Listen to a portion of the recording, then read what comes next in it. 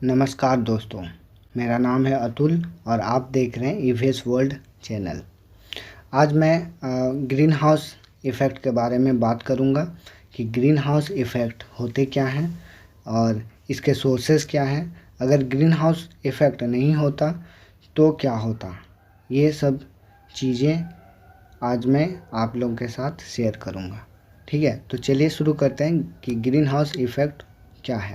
पहले, greenhouse effect is a naturally occurring phenomena that blanket the earth lower atmosphere the temperature suitable to survive। Means कि ये green house effect जो होते हैं वो naturally occurring होते हैं, मतलब नेचर खुद इसको बनाता है और नेचर के थ्रू खुद ये क्रिया होता है। ठीक है, और ये एक टाइप का ब्लैंकेट का काम करता है जो कहाँ पे होता है, अर्थ का लोअर एटमॉस्फेयर में होता है। ठीक है, और टेम्परेचर को मतलब मेंटेन रखता है। ठीक है, it's look like a small glass house and is use for growing plant specially during winter. Means कि ये एक तरह का हम लोग समझते हैं कि ग्लास हाउस, आप लोग ग्लास हाउस देखे होंगे कि ग्लास हाउस क्या होता है। जिसमें ग्लास हाउस वो वैसा होता है, मतलब जब वहाँ प्लांट को ग्रो करने के लिए हम लोग बनाते हैं स्पेशली। ठीक है, और उसमें सन का रेडिएशन अंदर तो आता है पर वापस रिफ्लेक्टेड नहीं हो पाता है और वो टेम्परेचर को वहाँ गर्म करता है, वार्म रखता है। ठीक है, और ठीक उसी प्रकार ये अर्थ में भी सन का रेडिएशन अर्थ में आता है बट अर्थ से बाहर नहीं जा पाता है और वो टेम्परेचर को मेंटेन रखता है। ठीक है, और ये ग्रीन हाउस मतलब इसको हम लोग और एक एग्जांपल के थ्रू हम लोग समझ सकते हैं कि जब एक कार का शीशा बंद करके हम लोग उसको धूप में रख देते हैं तो वो पूरा गर्म हो जाता है और 1-2 घंटा बाद आप उस कार में घुसिएगा तो उसमें उसका टेम्परेचर बढ़ जाता है।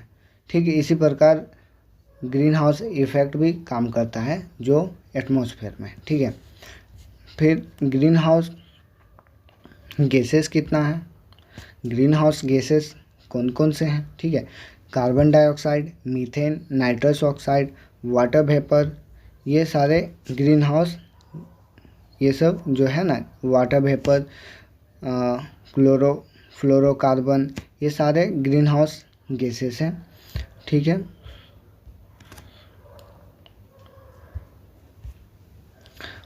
पहला water vapour.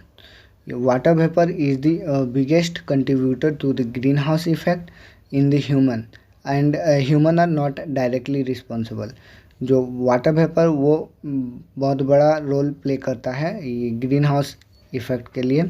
Green house gases है ये भी।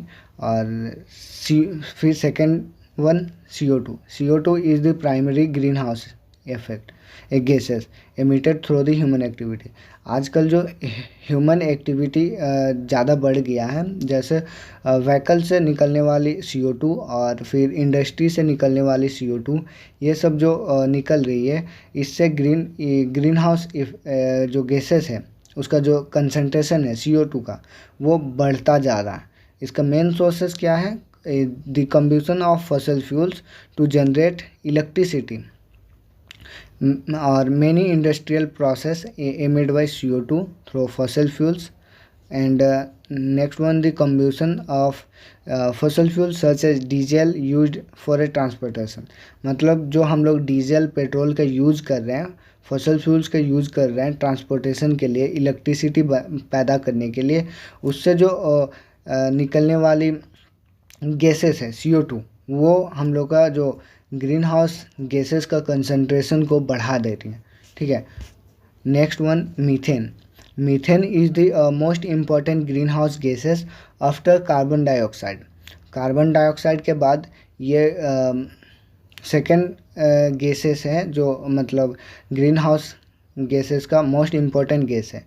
और methane is emitted by natural sources. ये नेचुरल सोर्सेस होते हैं जो वेटलैंड में पाए, इसका मेन सोर्सेस है वेटलैंड, ठीक है, वेटलैंड।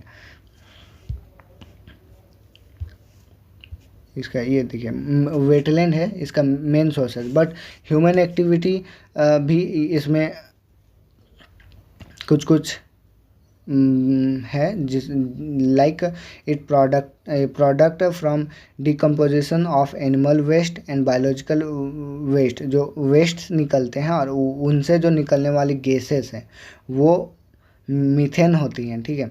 और ये ग्रीन हाउस इफेक्ट गैसेस बोल सकते हैं उसको। फिर नाइट्रस ऑक्साइड ये naturally emission of NO2 are mainly from the bacteria breaking down of nitrogen in soil. जो ब्रेकिंग डाउन होता है नाइट्रोजन इन सॉइल में, वो नेचुरली होता है, और वहाँ से जो गैस निकलती है वो NO2 होता है, N2O होता है, नाइट्रस ऑक्साइड, ठीक है।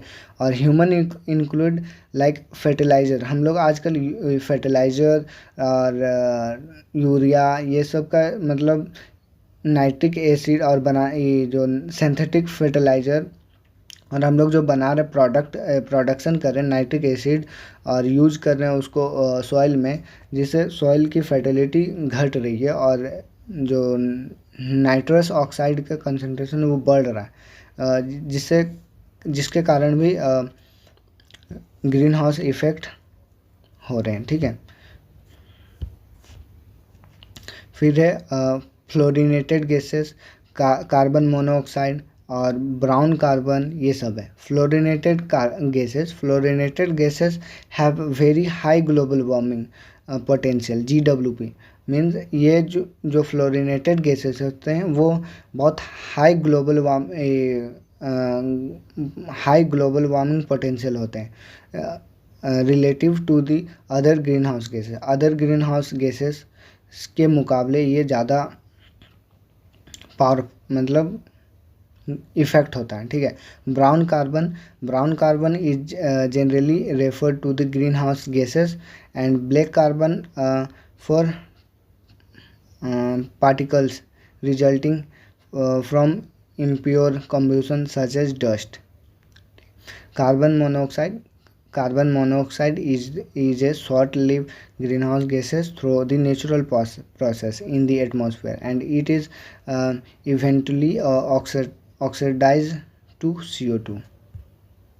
फिर ये ग्लोबल वार्मिंग का इम्पैक्ट क्या क्या होता है, अगर ये ग्रीन हाउस गैसेस होते हैं तो ग्लोबल वार्मिंग होता है, उसका इम्पैक्ट क्या क्या होता है। According to UNEP the earth temperature will be rise 1.4 degree Celsius to 5.8 degree Celsius and it will affect the man and flora fauna and the earth climate is very unpredictable way। Means कि अगर green house gases अगर का concentration बढ़ता है तो अर्थ का temperature बढ़ेगा, ये कंपलसरी है। और अर्थ का टेम्परेचर अगर बढ़ता है तो राइज इन सी लेवल भी बढ़ेगा, मेल्टिंग ऑफ आइस मतलब आइस पिघलेगा, फिर इंक्रीज रेनफॉल इंक्रीज होगा, ये सारे इफ़ेक्ट होते हैं, ठीक है। और ये चेन इवेंट के थ्रू हम लोग देख सकते हैं कि ग्रीन हाउस गैसेस अगर बढ़ता है एटमॉस्फेयर में तो क्या क्या होते हैं। तो combustion of fossil fuels due to the human activity, तो पहला है कि ह्यूमन एक्टिविटी का चलते जो फॉसिल फ्यूल्स हम लोग यूज़ मतलब उसका ज़्यादा यूज़ कर रहे हैं और उससे होने वाली मतलब निकलने वाली गैसेस क्या है, ग्रीन हाउस गैसेस होते हैं, CO2 मीथेन ये सब, नाइट्रस ऑक्साइड ये सब, ठीक है। तो उससे ग्रीन हाउस गैसेस इंक्रीज होता है और ग्रीन हाउस गैसेस इंक्रीज होगा तो ग्लोबल वार्मिंग होगा, टेम्परेचर बढ़ेगा, ठीक है। अर्थ का टेम्परेचर बढ़ेगा, ग्लोबल वार्मिंग होगा। फिर अगर ग्लोबल वार्मिंग होता है तो क्लाइमेट चेंज होना ज़रूरी है, कंपलसरी है, क्लाइमेट चेंज भी हो जाएगा। फिर मेल्टिंग ऑफ ग्लेशियर्स, फिर क्लाइमेट चेंज होता है तो ग्लेशियर भी पिघलेगा धीरे धीरे, और ग्लेशियर पिघलता है तो सी लेवल जो होता है वो बढ़ेगा, इंक्रीज करेगा, ठीक है।